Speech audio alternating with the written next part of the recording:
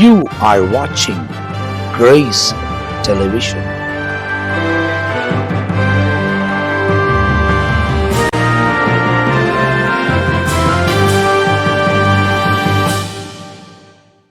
ஆண்டவரும் அருமை இரட்சகராக இயேசு கிறிஸ்துவின் நாமத்தினால் உங்கள் யாவருக்கும் என் அன்பின் வாழ்த்துக்களையும் ஸ்தோத்திரங்களையும் நான் தெரிவித்துக் கொள்கிறேன். தேவனுடைய பெரிதான கிருபையால் நித்திய ஜீவன் என்ற இன்னொரு எபிசோடில் உங்களை சந்திப்பதிலே நாங்கள் மிகவும் மகிழ்ச்சி அடைகிறோம். கடந்த நாட்களெல்லாம் ஆண்டவர் கண்மணி போல காத்து இந்த நாளை நமக்கு தந்திருக்கிறார். இந்த நாள் முழுவதும் நம்மை வழிநடத்தி இந்த மாலையில் கொஞ்ச நேரம் உட்கார்ந்து இந்த தேவனுடைய வார்த்தைகளை தியானிப்பதுக்கு ஆண்டவர் நமக்கு உதவி செய்ததுக்காக நான் கர்த்தரை துதிக்கிறேன். தொடர்ந்து ஒவ்வொரு நித்திய ஜீவன் நிகழ்ச்சியிலும் நித்தியத்தை குறித்து அநேக காரியங்களை நாம் தெரிந்து கொள்வதற்கு தேவன் உதவி செய்கிறார். தொடர்ச்சியாக தேவனுடைய ஊழியக்காரர்கள் தேவனுடைய வார்த்தைகளை நம் மத்தியில் ஆராய்ந்து அறிந்து கொள்வதற்கு உதவி செய்கிறார். அதில் கடந்த நிகழ்ச்சியில் நீங்கள் பார்க்கும்போது பிஷப் ரெவரண்ட் பென்னியசோய் அவர்கள் நம்மோடு கூட இந்த நித்திய ஜீவன் காரியங்களை குறித்து தொடர்ச்சியாய் பகிர்ந்து வருகிறது நீங்கள் அறிந்திருக்கிறீர்கள். அதன் நடுவிலே நம்ம ரெவரண்ட் ஜான் பீட்டர் ஐயாவும் நித்திய ஜீவனை குறித்து ஏராளமான காரியங்களை நம்மோடு கூட பகிர்ந்து கொண்டார்கள். இந்த நிகழ்ச்சியில் நம்ம ரெவரண்ட் ஜான் பீட்டர் ஐயா இருப்பது எனக்கு மிகுந்த சந்தோஷம். தொடர்ச்சியாய் வசனங்களை தியானிப்பதுக்கும் தேவனுடைய நாமத்தை மகிமைப்படுத்துவதற்கும் ஆண்டவர் இரக்கம் பாராட்டுவதற்கு அவர் உண்மை உள்ளவராக இருக்கிறார். இந்த நிகழ்ச்சிக்கு நாங்கள் அவர்களை அன்போடு கூட வரவேற்கின்றோம். Praise lord pastor. தொடர்ச்சியாக அந்த நித்திய ஜீவன் நிகழ்ச்சி வசனங்களை தியானிப்பதுக்கு தேவன் உதவி செய்கிறார். ரொம்ப ஆசீர்வாதமாக இருந்துச்சு. போன முறை நீங்கள் வந்து அநேக காரியங்களை பேசும்போது கூட இந்த நித்திய ஜீவன் நிகழ்ச்சியில் மாத்திரம் நம்ம பார்ப்பது என்னென்னா பாஸ்டர், பேச ஆரம்பித்த உடனே ஆவியானவர் பொறுப்படுத்திக் கொள்ளுகிறார். நிறைய காரியங்களை வசனத்தை ஆராய்ந்து அறிவதற்கு தேவன் உதவி செய்கிறார். ஏன்னா யோவான் 5:39 வசனத்தில் நாம் வாசிக்கிறது பிரகாரம் வேத வசனங்களை ஆராய்கிறதுனால நித்திய ஜீவன் உண்டு, அவைகள் என்னை குறித்து சாட்சி கொடுக்கிறது என்பதை இயேசு சொன்னதாக யோவான் ரொம்ப அழகாக அந்த இடத்துல எழுதி வைக்கிறார். அப்போ வசனங்களை ஆராய்ந்து அறிந்து கொண்டு நன்மையான பாதைகளில், அதாவது தீமையானவர்களும் உண்டு நன்மை செய்தவர்களும் உண்டு, இல்லை தீமை செய்தவர்கள் மனம் திரும்பி நன்மையானவர்களாய் மாறின சத்தியங்களும் வேதத்தில் உள்ளது. ஆனால் இவைகளெல்லாம் மாறணும் அப்படின்றதுக்கு காரணம் என்ன? மனம் திரும்பணும் அப்படின்றதுக்கு காரணமே இந்த உலக வாழ்க்கையில் மேன்மைப்படுவதற்காக அல்ல, நித்தியத்துக்குள்ளே பிரவேசிப்பதுக்கு தான். அதுக்கு தான் இந்த காரியங்கள், அதுக்கு தான் சுவிசேஷம் அறிவிக்கப்படுகிறது, அதுக்கு தான் ரட்சிப்பு வேண்டும், அதுக்கு தான் ஞானஸ்தானம் வேண்டும். ஞானஸ்தானம் உலக வாழ்க்கைக்கு தேவையே கிடையாது. ஞானஸ்தானம் எடுப்பதே பிதாவின் சித்தத்தை நிறைவேற்றி அந்த ராஜ்யத்துக்குள் பிரவேசிப்பது தானே. அப்போது அப்படிக்குரிய காரியங்களை இன்றைக்கு இந்த நிகழ்ச்சியில் இந்த நித்தியத்துக்குரிய காரியங்கள் அவங்களோடு கூட நீங்கள் பகிர்ந்து கொள்ளணும்னு உங்களை அன்போடு கூட கேட்டுக்கொள்ளுங்கிற நம்ம நேரடியாக நிகழ்ச்சிக்கு போகலாம் பாஸ்டர். மீண்டும் எனக்கு இந்த வாய்ப்பு கிடைத்ததற்காக கிரேஸ் தொலைக்காட்சி, இது நம்முடைய ஊழியம், இது இணைந்து செய்வது ஒரு பெரிய ஆசீர்வாதம். எந்த ஒரு ஊழியமும் தனிப்பட்ட விதத்தில் சிந்திக்கவோ தனிப்பட்ட விதத்தில் செய்ய முடியும். ஆனால் ஆண்டவர் கூட ஐக்கியப்பட்டு செய்யும்போது தான் இன்னும் கூடுதலாக தெளிவாக நல்லபடியாக செய்ய முடியும் என்று ஆண்டவர் தீர்மானித்திருக்கிறார். நித்திய ஜீவனை குறித்து இது முக்கியமானது. இதுதான் நம்ம நித்திய ஜீவன் என்பது எதை ஒப்பிட்டு பேசுகிறோம்? பரலோகத்துக்கு போகணும். கண்டிப்பாக ரெண்டே காரியம்தான், நித்திய அழிவு நித்திய ஜீவன். ஆனால் ரெண்டும் அதாவது வாழ்கிற இடம், ரெண்டுமே வாழ்கிற இடம். அந்த நித்திய அழிவுன்னு சொல்வது வேதனையான, அது ஆக்கினி தீர்ப்பு, தண்டனை. நித்திய ஜீவன் அழியாத வாழ்வுன்னு இல்லை. முதலாவது அந்த மாதிரி விஷயத்தை பேசும்போது பாஸ்டர், முதல்ல அங்கே தேவன் இல்லை. ரொம்ப ரொம்ப சென்சிட்டிவாக நம்ம பார்க்கணும் அப்படின்னா அங்கே ஆண்டவர் இல்லை. இந்த இடத்துல ஆண்டவர் இருக்கிறார். அப்போ நம்ம யார் பார்க்க நிற்கிறோன்றது தான் முக்கியம். ஆண்டவர்கிட்ட போகணும். ஆமாம். அப்போ அதற்குரிய வழியை தான் நாம் கூடுமான வரைக்கும் நாம் அந்த அனுபவத்திற்குள் சென்றதுனால, ஒவ்வொரு நாளும் அந்த அனுபவமாய் நம்ம மாறிக்கொண்டு இருக்கிறதுனால, ஆண்டவர் நமக்கு கொடுக்கிற பாரம், நாம் பெற்ற இந்த இன்பம், நாம் பெற்ற ரட்சிப்பு, நாம் பெற்ற விடுதலை, நாம் பெற்ற ஆசீர்வாதங்கள், நம்முடைய கண்கள் திறக்கப்பட்டு இருக்கிறது. எப்படியாயினும் நம்ம பொதுவாக உலக வேலை, பணம் சம்பாதிப்பதில் குறிக்கோள் கொண்டு நம்ம மேலோங்கி வரணும்னு சொன்னால் இதில் கவனம் செலுத்த வேண்டிய அவசியம் இல்லை. கண்டிப்பாக இதற்கு அப்பாற்பட்டு நமக்கு பணம் முக்கியம் அல்ல, அனுதின தேவைகளை ஆண்டவர் சந்திக்கிறார், அற்புதமாக நடத்தி கொண்டு இருக்கிறார். இதற்கு மேலே விலையேற பெற்ற ஆத்துமா அழிந்து போகக்கூடாது என்ற கரிசனையோடு தான், அந்த தரிசனத்தோடு இந்த ஊழியத்தை உங்களுக்கு ஆண்டவர் கொடுத்தார். நாம் இணைந்து செய்வதற்கு இந்த வாய்ப்பு கிடைக்கிறது. நீங்கள் பேசும்போது ஒரு விஷயம், இந்த உலகத்தில் பணம் சம்பாதிப்பதில் நாம் முக்கியம் கொண்டோமானால் இதை குறித்து நாம் பார்க்க தேவையில்லை. ஆனால் அது அப்பாற்பட்டது இந்த நித்தியம் இல்லை தேவனோடு கூட வாழ வேண்டிய ஒரு வாழ்க்கை என்பதுக்காக தான் வசனங்களை ஆராய்ந்து அறிகிறோம், நம் நித்தியத்துக்குள் பிரவேசிக்கிறவர்களாய் மாறுகிறோம் என்பது நீங்கள் சொல்கிறீங்க. இப்போ சொன்னீங்க. அப்படி சொல்லும்பொழுது இயேசுவும் ஒரு வாட்டி என்ன போதிக்கிறார் அப்படின்னா, இந்த உலகத்தில் நீங்கள் பொக்கிஷங்களை சேர்த்து வைப்பதை பார்க்கிலும் பரலோகத்தில் பொக்கிஷங்களை சேர்த்து வைங்கன்னு சொல்கிறாங்க. அப்போது எப்படிப்பட்ட பொக்கிஷத்தை அவர் சொல்லுகிறார் என்பது நமக்கு விளக்கம் எதனா பைபிளில் இருக்கா பாஸ்டர்? பொக்கிஷம் அப்படின்னா இந்த உலகத்தை பொறுத்த வரைக்கும் அழிந்து போகிற காரியத்தின் மீது நீங்கள் கவனம் செலுத்துனீங்கன்னா அது இந்த பூமியில் திருடன் திருடுகிறான், அது பூச்சி அதெல்லாம் அழித்து போடுகிறது, இது எதுக்குமே உதவுவது அல்ல. அப்போ எதுவுமே உதவாது. பூமிக்குரிய எல்லாமே இம்மைக்குரியதுக்காக நீ பிரயாசப்பட்டால் மறுமைக்குரிய அது. அப்ப அந்த பரலோகத்துக்குரிய பொக்கிஷம் என்பது பரலோகம்தான். பரலோகத்துல போயிட்டு நாம் அவரோடு வாழக்கூடிய தன்மைகள், அப்படி பரலோகத்துல போயிட்டு வாழ்வதற்குரிய விதிமுறைகள் வழிமுறைகளை வேதத்தின் அடிப்படையில் பூமியில் இருக்கும் போதே கற்றுக்கொள்ள முடிகிறது. அந்த பொக்கிஷங்கிற தலைப்பு எடுத்தால் உங்களுக்கு அதுல ஞானம், அறிவு போன்ற காரியங்கள் எல்லாம் பைபிளை நம்ம படிக்க முடியும்.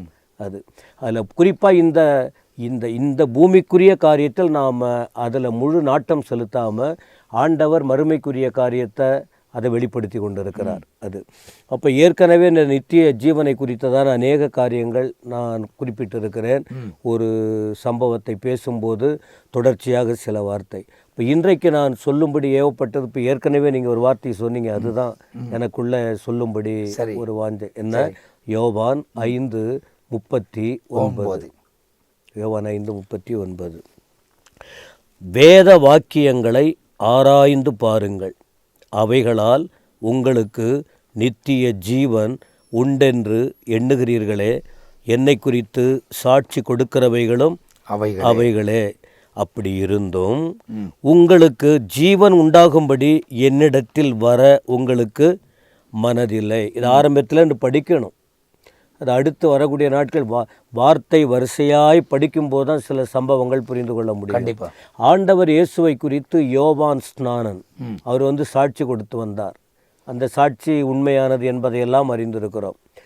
மற்றவங்க ஏற்றுக்கொள்ளாவிட்டாலும் ஆண்டவர் அதை ஒப்பிட்டு அவருடைய சாட்சியை தவறாக புரிந்து கொள்கிற மக்கள் மத்தியில் அப்போ ஆண்டவர் என்ன சொல்றாரு? என்னை குறித்த சாட்சி நானே சொன்ன பிரயோஜனம் இல்லை என்பதையெல்லாம் அவர் குறிப்பிடுகிறார். இப்படி அவருடைய யோவான் ஆண்டவரை குறித்து சாட்சி சொல்லுகிற இந்த விஷயத்தை குறித்து தான் அடுத்து என்ன சொல்றார்? தான் வேத வசனம் தான் என்னை குறித்து பைபிளில் இருக்குது, வேத வசனங்களில் இருக்குது, என்ன குறித்து அது அந்த சாட்சி கொடுக்கின்றார். அது சாட்சி. அப்போ யாரு நித்திய ஜீவனை பெற முடியும்? பரலோகத்துக்கு யார் போக முடியும்? அல்லது நித்திய ஜீவனை அழியாத வாழ்க்கையை யார் பெற்றுக்கொள்ள முடியும்னா வேத வாக்கியங்களை ஆராய்ந்து பார்க்கிறவர்கள். வேத வாக்கியங்களை ஆராய்ந்து பார்க்கிறவர்கள். வேதம், நிறைய வேதம் இருக்கு. அது அவரவர்கள் நம்பிக்கைக்குட்பட்டு வேதம் என்ற அந்த வார்த்தையில் அவரவர்கள் பழக்கத்துக்குள்ளாக வைத்திருக்கிறார்கள். இப்போ நம்மளது கிறிஸ்தவ மதம் இல்லை, மதமாக எண்ணி இருக்கிறவர்களும் உண்டு. ரிலீஜன். நாம மதம் இல்லை, கிறிஸ்தவ மதம். நான் இந்து மதத்தில், இந்து மதம், நான் இந்து மதத்தில் இருந்தேன். என்னுடைய பிறப்பு வளர்ப்பு, என்னுடைய மூதாதையர்கள், என்னுடைய முன்னோர்கள் அந்த வம்ச வழியில் வந்ததுனால நான் அதில் இருந்தேன். நாள் வந்தபோது 16 வயதில் அவ்வளவு தெளிவு இருந்தது என்று சொல்ல முடியாது. அந்த நாட்களில் 20 வயதுக்கு மேலே தான் எனக்கு அப்போது தெளிவு கிடைச்சிது. சரி, 20. அப்போ 16 வயதில் நான் அறிந்து கொள்ளக்கூடிய வாய்ப்பு கிடைச்சிது. அதன் பிறகு இப்போ நம்ம அந்த இந்து மதம், அதுதான். ஏன்னா இந்து மார்க்கம் அப்படியெல்லாம் சொல்லலை, இந்து மதம் அப்படின்னு இருக்கு. அப்போ அந்த நாளடைவில் நாம் கற்று வரும்போது கிறிஸ்தவம் அப்படின்பது மதம் தான் நினச்சிக்கிட்டு இருந்தோம். சரி, கிறிஸ்தவ மதம் அப்படி தான் நினச்சிக்கிட்டு இருந்தோம். இன்றைக்கும் அப்படி தான் மற்றவர்கள் உச்சரிக்கிறாங்க.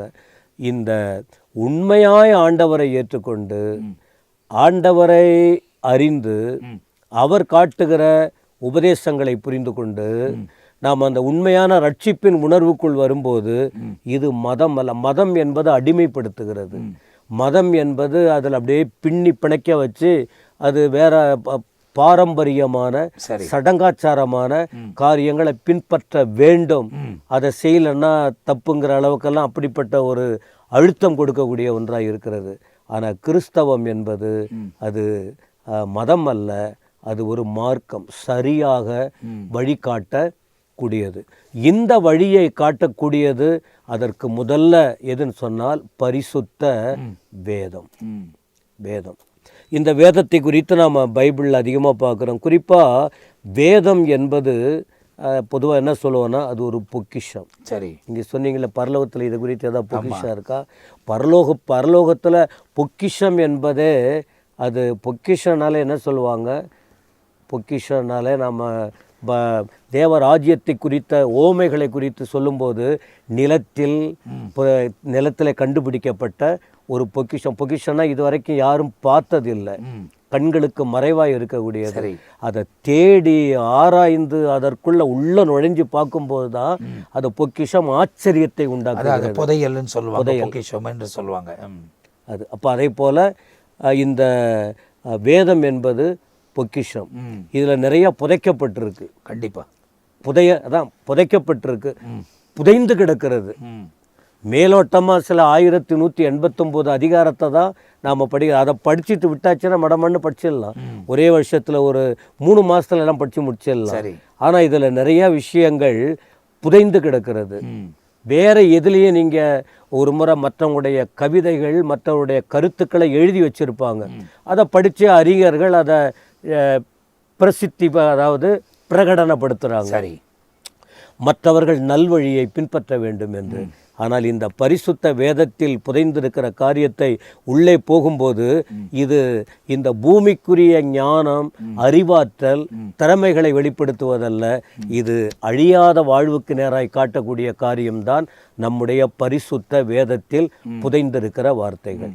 இது புதிய ஏற்பாட்டில் இந்த வேத வாக்கியம் இதை ஆராய்ந்து பார்க்கணும்னு சொல்லி 53 முறை குறிப்பிடப்பட்டிருக்கிறது. சரி, புதிய ஏற்பாட்டில் வேதம் முக்கியம், வேத வாக்கியம் முக்கியம், இதை ஆராய்ந்து பார்க்க வேண்டும், இதை சும்மா மேலோட்டமாக பார்த்துட்டு அப்படியே கடந்து போயிடக்கூடாது என்று சொல்லி வேத வாக்கியத்தை முக்கியப்படுத்தி நாம் 53 முறை இருப்பதாக குறிப்பிடுகிறார்கள். சரி, பழைய ஏற்பாட்டை நீங்கள் வேதம் என்று அழைக்கும்போது அதிகமாக எதை குறிப்பிடுவாங்கன்னு சொன்னால் தீர்க்க தரிசனம். இதை மோசே குறிப்பிடுகிற வார்த்தைகளும் ஆண்டவரும் குறிப்பிட்டதை வேதத்தில் பார்க்கிறோம். அப்போ இந்த வேத வசனத்தை என்ன செய்யணும் அப்படின்னு பார்க்கும்போது இதை முதலாவது இது நமக்கு இந்த வேதம் பரலோகம் நமக்கு ஆவியானவர் அருளி இருக்கிறார். சரி, வேதம் நீங்கள் இந்த வேதத்தின் முக்கியத்துவத்தை நீங்கள் தொடர்ச்சியாக படிக்கும்போது ஏறக்குறைய 40 ஆசிரியர்கள் எழுதியிருக்காங்க. 40 ஆசிரியர்கள், 39 பேர், 40 பேர் எழுதியிருக்காங்க. மற்ற புத்தகங்களை நீங்கள் படிக்கும்போது அந்த பிரேக் இருக்கும், ஒன்று ஒன்றா துண்டு துண்டாக யாரோ சொன்னது அதை போலெல்லாம் இருக்கும். ஆனால் இந்த பைபிளை நீங்கள் படிக்கும்போது ஆதியாகமம் தொடங்கி வெளிப்படுத்தல் வரைக்கும் கோர்வையை பார்க்க முடியும். சரி, எழுதுனதெல்லாம் வித்தியாசமானது. ஒரு பக்கம் எழுதப்பட்டது, சொல்லப்பட்டது, அது எழுதப்பட்டிருக்கிறது, அது நிறைவேறதுலையும் பார்க்க முடிகிறது. ஆமாம், சரி. அப்போ அதில் எல்லாம் ஒரே மாதிரி இருக்கும். காரணம் இதுக்கு ஒரே ஒருவர் சொல்ல மற்றவங்க எழுதியிருக்காங்க. அப்போ எல்லாரும் மனிதர்கள் மனித ஞானத்துக்குட்பட்டு இதை முயற்சி செய்து எழுதினாலும் தொகுத்து நம் கையில் கொடுத்தாலும் இதில் பரிசுத்த ஆவியானவர். இது 2 தீமோத்தேயு 3ஆம் அதிகாரம் 16ஆம் வசனத்தில்தான் அதை நாம் பார்க்கிறோம். 2 தீமோத்தேயு 3:16 படிக்கிறோம் பாருங்க. வேத வாக்கியங்கள் எல்லாம் தேவ ஆவியினால் அருளப்பட்டிருக்கிறது. தேவ ஆவியினால் அருளப்பட்டது. சரி, வேத வாக்கியங்கள் எல்லாம், வேத வாக்கியம் என்று தனியாக சொல்லாமல் வேத வாக்கியங்கள் எல்லாம். நமக்கு நிறைய வேதம் இல்லை, வேதம் ஒன்று, வேதத்தில் நிறைந்திருக்கிற புத்தகங்கள் அநேகம். இந்த பைபிளுக்கு இந்த புக் ஆஃப் புக்ஸ்ன்னு சொல்லுவாங்க. சரி, புத்தகத்தில் புத்தகங்கள். சரி, அப்படின்னு. சரி, அப்போ இந்த 2 அட்டைக்கும் பக்கத்தில் இடையில பார்த்தா இதை எடுத்து அப்படியே பார்த்தீங்கன்னா ஒரே புக்காக தான் தெரியும். சரி, ஆனால் இதற்குள்ள 40 பேர் எழுதின காரியம் இருக்குது, 66 புத்தகங்கள் அடங்கி இருக்கு இதில். அப்போ வேத வாக்கியங்கள் எல்லாம் ஆதியாகமம் முதற்கொண்டு வெளிப்படுத்தல் வரைக்கும் இதில் ஆவியானவர் கொடுக்கப்பட்டது. அப்போ அவர் ஆவியானவர் அருளப்பட்டு நோக்கம் என்ன? தேவனுடைய மனுஷன் தேறினவனாக வேண்டும். இதனுடைய நோக்கம் என்ன? இதை படிச்சுட்டு அப்படியே போடுவதல்ல, ஒரு தேர்ச்சி. ஒரு 10th படிக்கிறாங்க, படிச்சுட்டு அடுத்த லெவலுக்கு அவங்க போகணும். அப்போ அதில் திரும்பவும் இப்போ 2-3 வருஷம் அப்படியே 10ஆவதே படிச்சுக்கிட்டு இருந்தாங்கன்னா அவங்க என்ன ஆகலை? தேர்ச்சி பாஸ் பண்ணல, அடுத்த இதுக்கு வகுப்புக்கு போக முடியாது. அப்போ இப்போ அந்த வேதத்தின் நோக்கம் என்ன?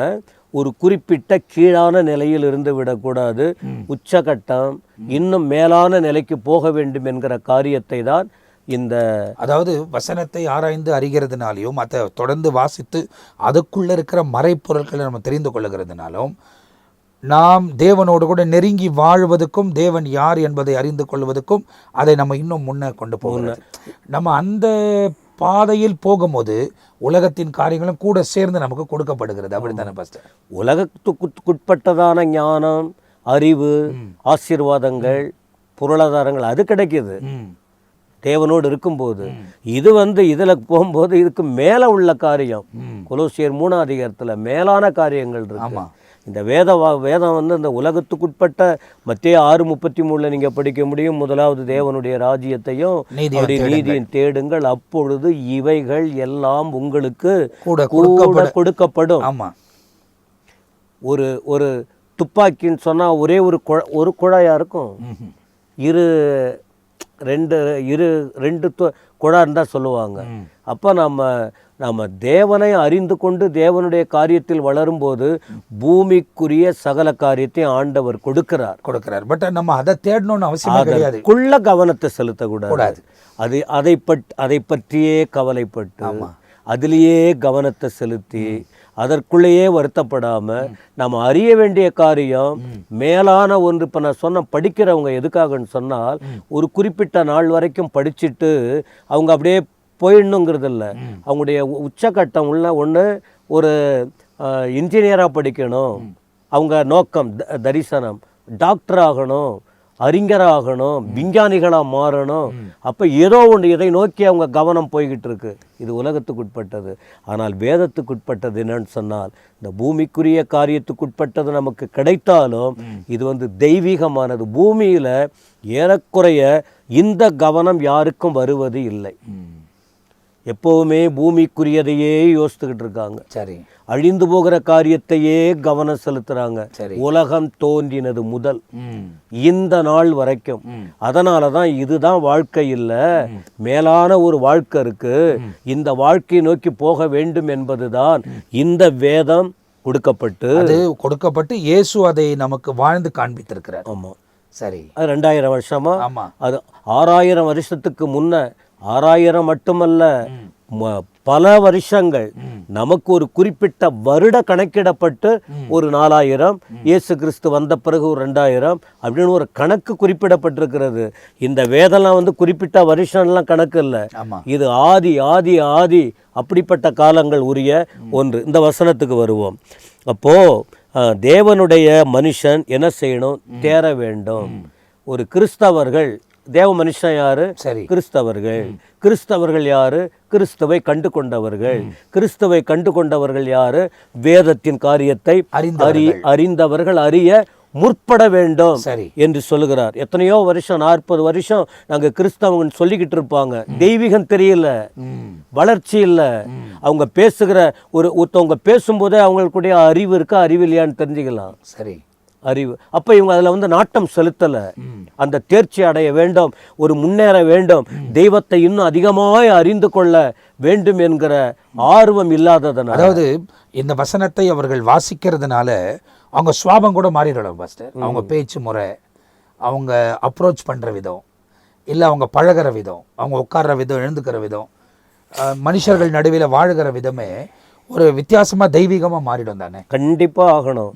அரசியல்வாதிகள், தலைவர்கள் சொல்கிறாங்க, ஒரு 5 வருஷத்துக்கு முன்பு என்னுடைய புரிதல் வேற, என்னுடைய கட்சியை நடத்தின விதம் வேற, மற்ற தலைவர்களை நான் பார்த்த விதம் வேற, அவர்களை விமர்சித்த காரியங்கள் வேற. ஆனா இப்போ ஒரு குறிப்பிட்ட 5-10 வருஷம் வந்த பிறகு என்னுடைய வளர்ச்சி வித்தியாசமா இருக்கு. ஆராய்ந்து பார்க்கிறேன், கற்றுக்கொள்ளுகிறோம். அந்த மற்ற தலைவர்களை நாங்கள் படிப்பித்துக் கொள்ளுகிறோம். எங்களுக்கு முன்னோடியா இருக்கிற சில தலைவர்கள் இருக்காங்க, அவர்களை பின்பற்றி நாங்கள் ஒரு நல்லதொரு கருத்துக்கள் அவைகளை நாங்கள் முன்னெடுத்து முன்னேற்றத்தின் பாதையில் போக வேண்டும். ஏன் இப்படி போகணும்னா, எங்க கட்சியை வளர்ப்பதற்காக மட்டுமல்ல, எங்களுக்காக ஒரு கூட்டம் சேரணும், ஒரு புகழ் வர வேண்டும் என்பதற்காக அல்ல. வரக்கூடிய சமுதாயம் சீரழிந்து போயிடக்கூடாது. இந்த வேதத்திற்குள்ளே போகாத, இந்த வேதத்தை வாசிப்பாங்க அவங்க, இதை வாசித்து இதற்குள்ள இருக்கிற விஷயத்தை ஆராய்ந்து பார்க்காம மற்ற காரியத்தை ஆராய்ந்து பார்க்கிறவர்களுக்குள்ள இந்த ஒரு உணர்வு காணப்படுகிறது.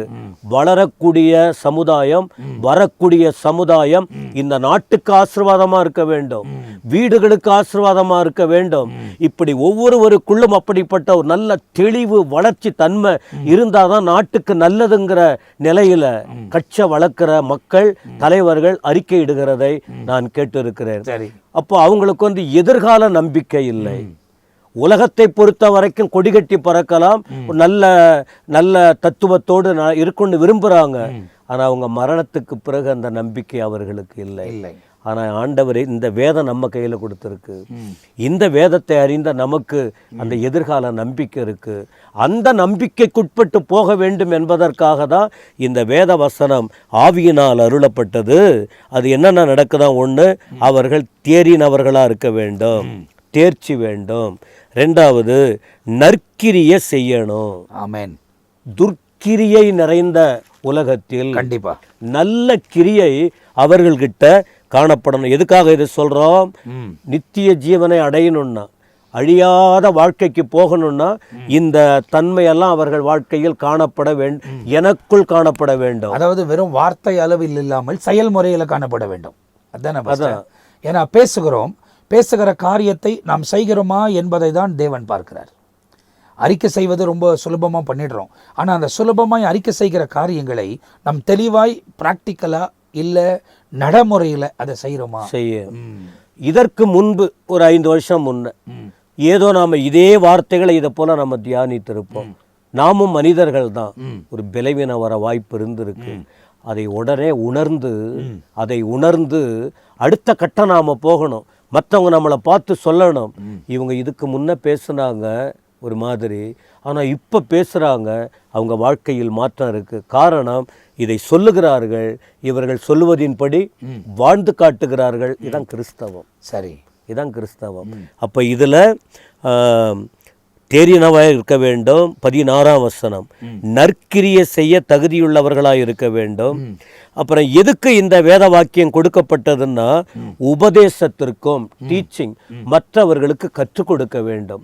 ஏன் மற்றவர்களுக்கு தெரியவில்லை? எதற்கு பிள்ளைகள் வளர்ந்து ஒரு 2 வருஷம் முடிந்த பிறகு, 2.5 வருஷம் முடிஞ்ச பிறகு பிள்ளைகளை வீட்டிலேயே வச்சுக்காமல் அனுப்பி விடுறாங்க பிள்ளைகளை? அப்புறம் அப்படியே படிப்படியாக 15 வருஷம், 20 வருஷம், 25 வருஷம் கூட படிக்கிறாங்களே.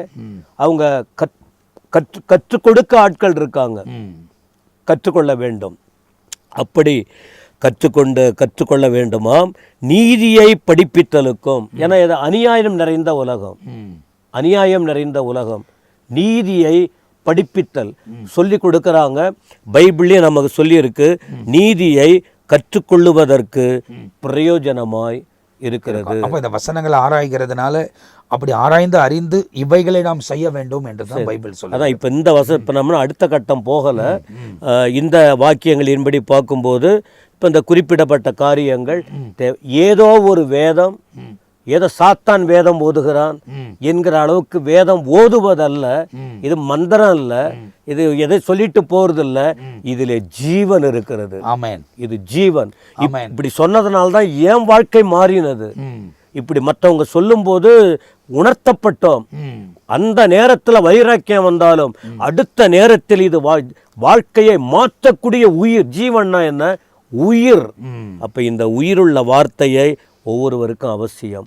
இப்படி நீங்க பார்த்தீங்கன்னா அந்த வேதம் முழுவதும் 31,000 174 வசனங்கள் அடங்கி இருக்கிறது. 31,174 வசனங்கள் அடங்கி இருக்கிறது. இப்போ அதில் ஒரு வசனம் தான் இப்போ குறிப்பிட்டோம்.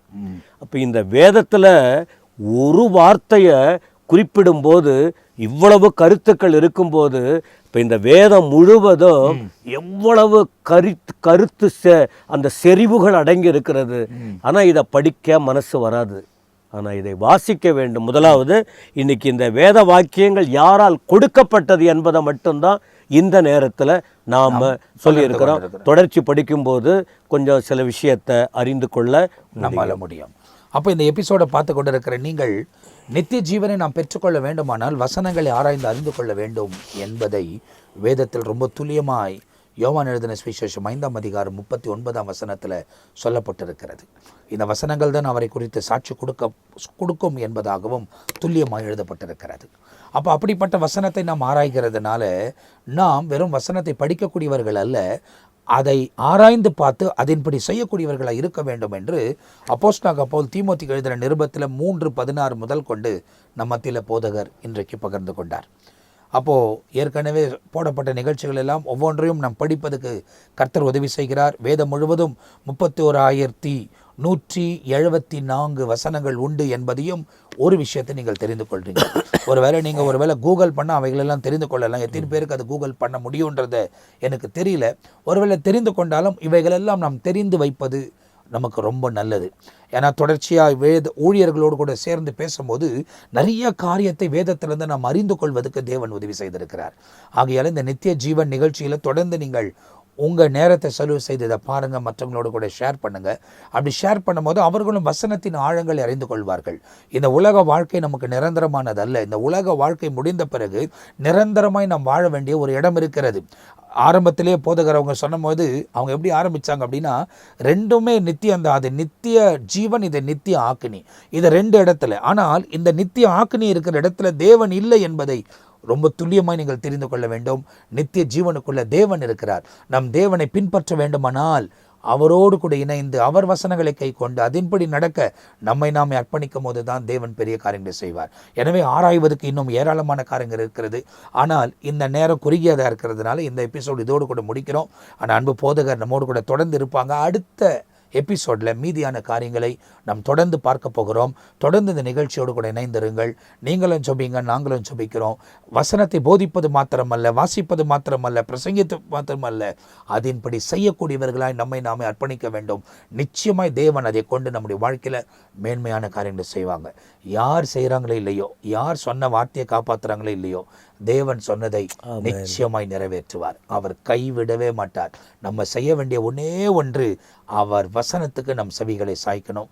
அதன்படி நடப்பதுக்கு நம்ம அர்ப்பணிக்கணும்.